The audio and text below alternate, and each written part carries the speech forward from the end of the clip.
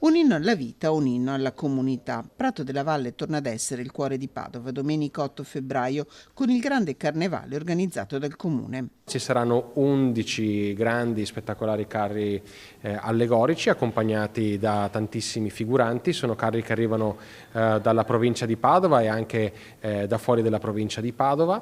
Ci sono alcune novità dal punto di vista organizzativo, perché sì, alle 14:30 partiranno tutti i carri, ma già dalle 10:30 di mattina avremo tutta una serie di stand gastronomici. Una trentina i food truck in prato con piatti per tutti i gusti ed arricchire una giornata di festa che partirà alle 10:30 per concludersi con la premiazione alle 17 che assegnerà 11 premi, uno per ogni carro allegorico.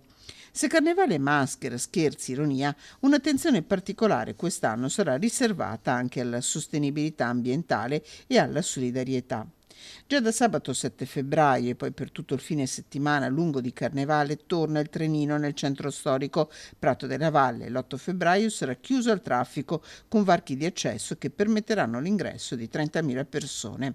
In caso Giove Pluvio decidesse di fare uno scherzo non previsto per ora, la festa sarà rinviata a lunedì 16 febbraio. L'invito è quello a vestirsi in maschera per chi vuole e portare ovviamente la famiglia per divertirsi insieme. Noi continuiamo a investire su questi grandi eventi perché danno un'occasione per creare comunità, stare insieme, ma anche per promuovere la città di Padova.